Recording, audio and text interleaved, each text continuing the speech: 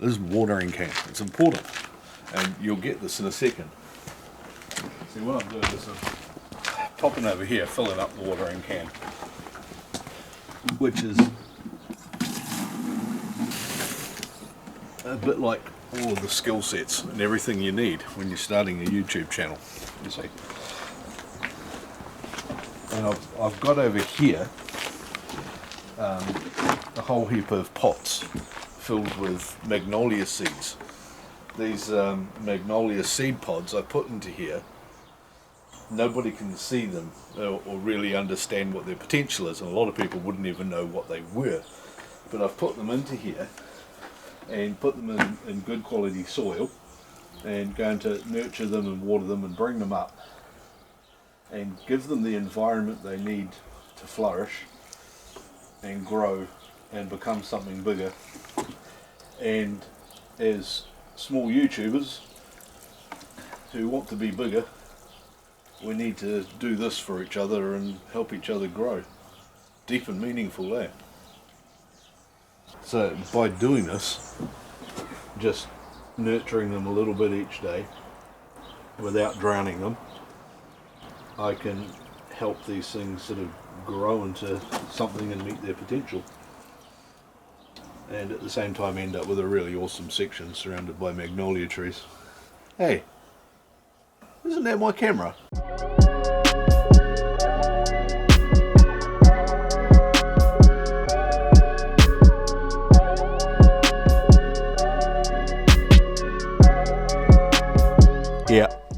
Yeah, it's rolling.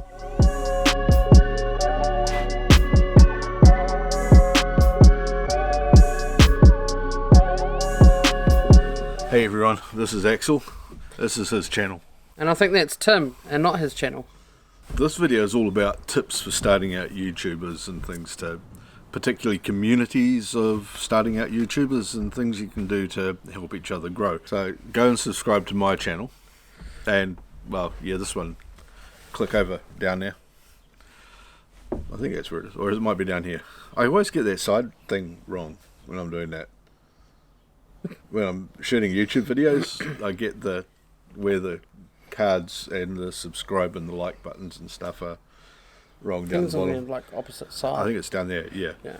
Because the screen's mirrored and it always screws me up. Yeah. What I should really do, actually, on your screen, on your flip-out screen on your camera, if you're using a flip-out screen, put down the bottom on the frame here where the subscribe button is. I just thought of this. And where the cards go up the top, which would be, yeah, that'd be that side, wouldn't it? Yeah. Because your screens are flipped around and it really messes with your head when you're trying to shoot a video and you can't remember where the hell to point. Or so the subscribe button's like here, the cards are up here, and then you can say like your in-screen videos are going to be here and here.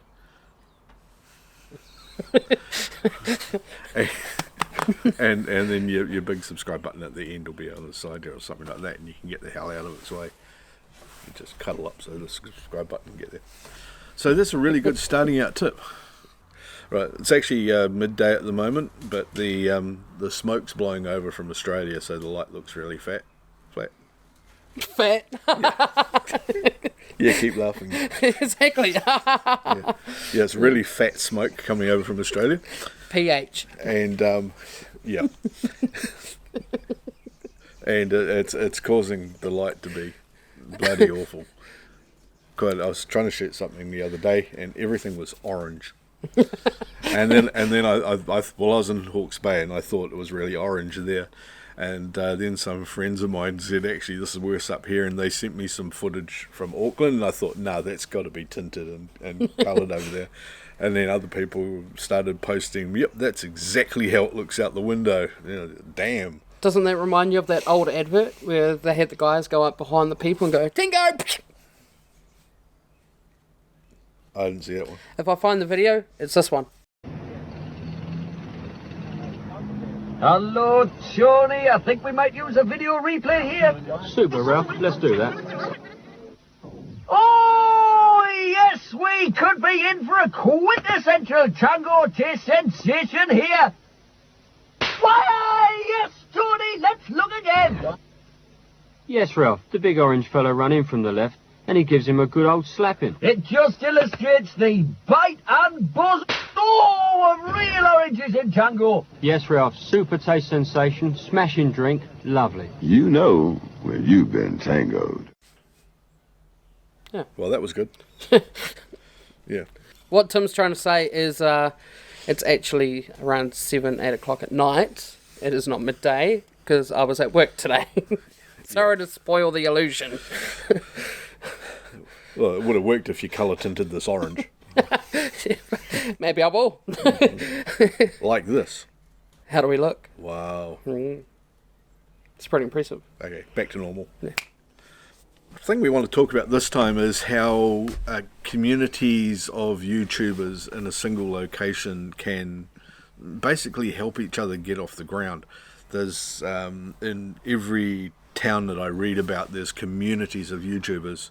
The most obvious ones are like the 368 thing that Casey Neistat started up in New York.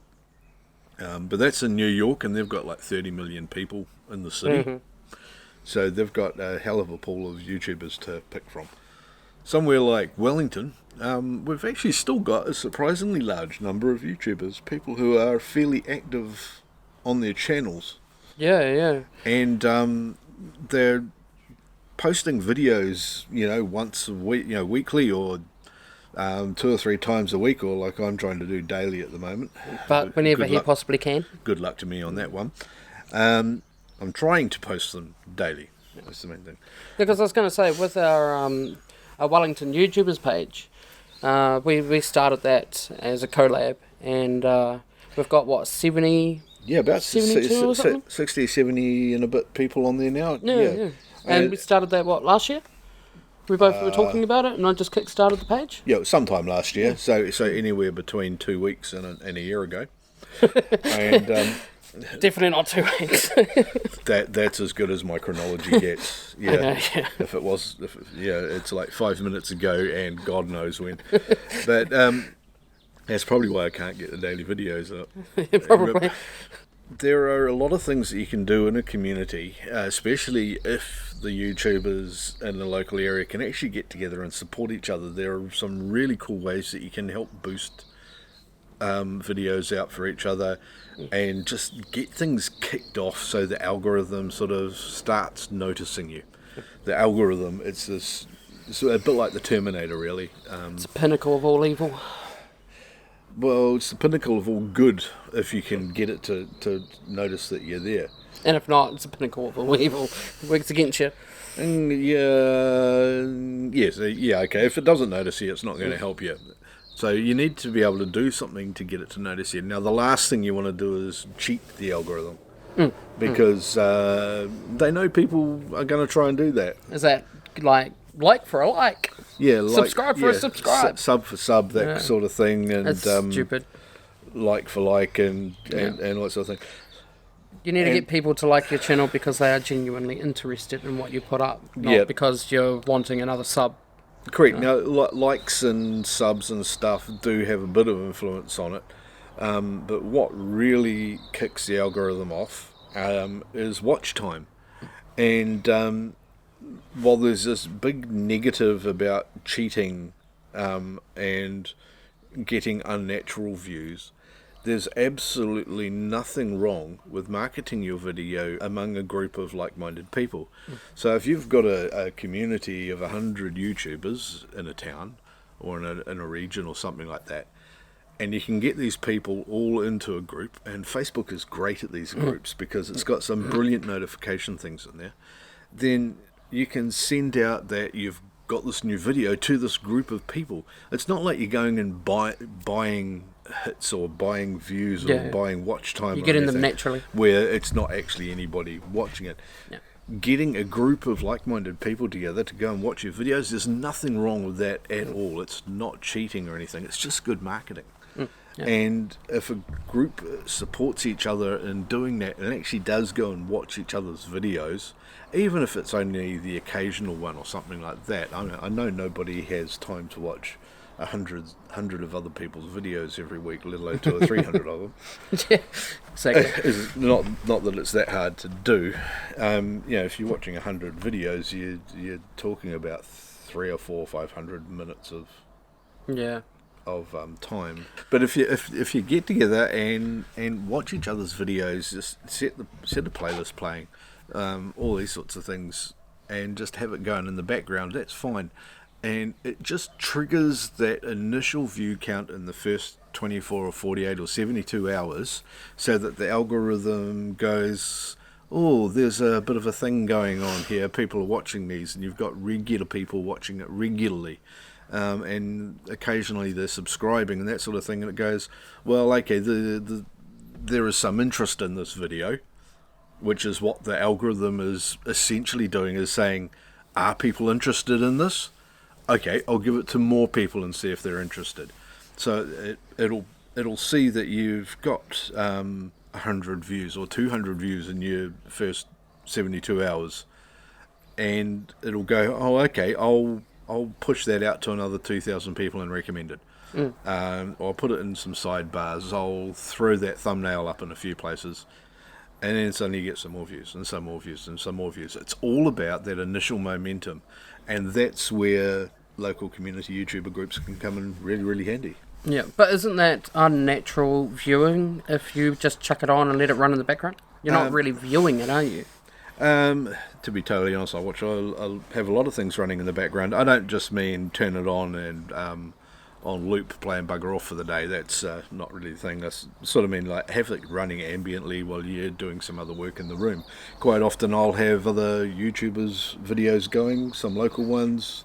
There are some like Brian G. Johnson's ones, Casey Neistat's things, a whole heap of them that I like to have going in the background. I'm not necessarily watching them, but I am listening to them. Mm-hmm. Okay, that makes sense. As well. And so, yeah, I am consuming that content. So it's like an audiobook? Yeah, kind of, yeah. But what you don't want to do is go out and pay for 5,000 views on your video. Because YouTube know what you're doing. They can see that. They're smart enough to do that. Yeah. And the traffic from it looks artificial. It's not right. And then all of a sudden you start losing subscribers and you're wondering what's going on. Yeah, and if you go and buy subscribers as well, is a really silly thing to do, because those subscribers aren't going to watch your videos. Exactly, it's not going to help with your view time, which is one of the things that matter. Yeah, quite. There are some services you can go and use that market your video out, and I'm trying to think of one at the moment. Link Collider is a really interesting one. I do use that sometimes, but I only use parts of it. So there's part of Link Collider where you can earn points by viewing ads, and then you can use those points to either get subscribers or get views. I don't do that. What I do is I use that to get them to post in forums and things like that, so that they have part of their site as for marketing, and or just putting out tweets. So they'll just tweet out regularly with your channel name and a link in it and things like that. And they're pretty good at getting related topic kind of things going. So part of what they're doing is not good. Don't do that. It won't work for you anyway. It's very artificial. You might get 20 or 50 subscribers in a day. Yeah, and then a year later you'll lose 20 or 50 subscribers. Oh, they'll be gone in a few hours. Yeah, exactly. Yeah, they won't even stay hours. They just subscribe to your site to get points and then just unsubscribe again. And that's silly. You shouldn't do that kind of thing. Once again, YouTube sees that pattern and they'll flag your site silently in the background, not give you a bad boy flag, but they'll go, keep an eye on this one, not take them so seriously. But if you use the marketing parts of it, and there's a lot of other things that you can do this with as well. And Google do it themselves. You can promote your video on Google Ads. You can pay them $100 and they'll put out 20,000 links to your site and targeted content. So that says straight away that, hey, this isn't a bad thing to do. but it's that difference between marketing your site and cheating the numbers for the sake of getting the numbers. You want quality subscribers and quality viewers at the end of the day. Yep. Well, that's what's going to matter. Like I mentioned earlier, you know, if you don't have those quality subscribers, their watch time is really going to mean jackal. You Exactly. know? And you need that list of, subscribers and watch time.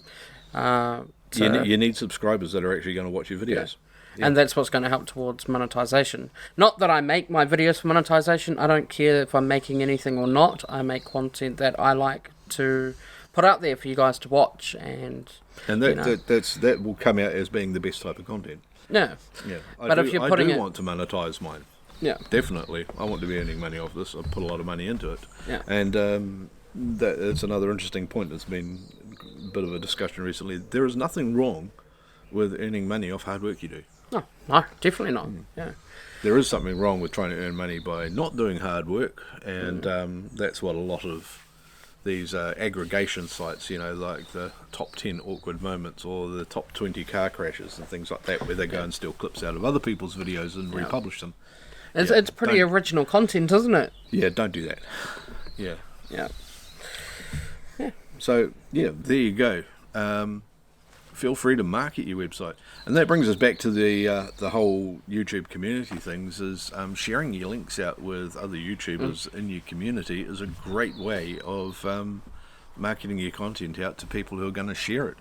And if you're in a community group, put some effort in, just a few minutes a day to go and watch a video, and when you do, click the share button, go through them, even if you can't watch the whole video, click the like and put a comment on, because all of those interactions, they just help a little bit every time. Yeah. And I think one of the cool things is if you have a community of YouTubers and you go ahead and make events and stuff, it's a chance for you to collab with a lot of other people. So you're not only just meeting new faces and getting new ideas, but like right now I'm promoting Tim's channel because we're doing a collaboration, and that's one of the coolest things that you can do as a meetup. You can make real cool group videos and stuff that kind of really boosts everybody up, and you work as a team rather than an individual, which doesn't quite work when you just do everything on your own. Yeah, YouTube is all about the relationships between things happening. So users, creators and creators, companies, advertisers, and that sort of thing. And when they see this happening, that's where we become valuable to advertisers. Yes. Especially if you've got those real subscribers and real view times, that's what's valuable to advertisers, because they can see it's genuine and people genuinely actually give a damn about your channel, which is going to benefit that sponsor or that company. You know. And then places like Rode microphones, put a hashtag down there, will you? Oh, is that because we're using a Rode mic? Yeah, we're using moment? a Rode microphone, and Sony cameras and Blackmagic cameras, and I could keep going on, couldn't I? Yeah, probably could. The tilter rig gear I use, and the wireless follow focuses, and all that. Well, that's all on Tim's channel, which we're not using any of that except for a Rode mic and a Sony 4K camera, and a stand of some sort. That's a Nanguang stand. Yep. A Nangwan. Yeah. Nangwan. Yeah. Why does it sound funny to say? Nangwan. Yeah. Man. Yeah. I want to get sponsorships as well. Yeah. If anybody wants to send me heaps of cool gear to review. Oh, yeah. I want to send, one of my favourite YouTubers is OmarGosh. He does exploration videos and family videos over in Florida. I want to send him a box of stuff from New Zealand and get him to check it out. He's making plans for one time to come out to New Zealand. One thing that I shared on Twitter, and I think a lot of people should have this goal in place for the new year. I mean, just this goal in general is to, stop being jealous of others. I mean, a lot of people think that, like, oh, wow, it must be nice. So-and-so has this and so-and-so has that. Instead of being jealous of others, be happy for them, because, jealousy, it doesn't do anything. I mean, I know some people don't deserve certain things, but I mean, there's certain people that, you know, they do work hard for where they're at in life. And I think that's where you should maybe change your goals. If you're one of those people, I'm not saying everybody's like that, but I mean, I can say that maybe at one time I was like that, especially in my YouTube career. I mean, I remember it was maybe like 5 years ago. I mean, it was like I wasn't growing. I was working really hard, and I was seeing channels start up, and within 1 year they were just like blowing up. And I'm like, really? Like, I have like over like hundreds of videos, and these people post like 10 videos and they're already past me, you know? So I know it can be frustrating for a lot of people out there, and you see others succeeding. It could be somebody at work that maybe took the job that you wanted and you've been working there longer. You know, just be happy for them, and you be successful in your own way. Sometimes I see jealousy as like a boulder that stops you from succeeding. So, you know, I really want to get into that kind of stuff like yourself, you know, the unboxing stuff, and, you know, if there's something absolutely crazy and insane but YouTube worthy. Oh, like the one I did recently for Maverick Brothers Skateboards in Auckland. Yeah. Go check that out. Yeah. Sometimes channel. It's in the card up here, and I know which side to point to. Good. Well, I think that's pretty much it. Done and dusted, right? It is indeed. Yep. So right now there will be a couple of subscribe buttons over our heads. Don't forget to click on those and subscribe. There's one here for me, and one here for Axel. That's not a heads, bro. So you've been pointing in the complete wrong place while they can see the Why would you heads. put it over your head? Because it fits. We've both got headshots. Well, if you come over here...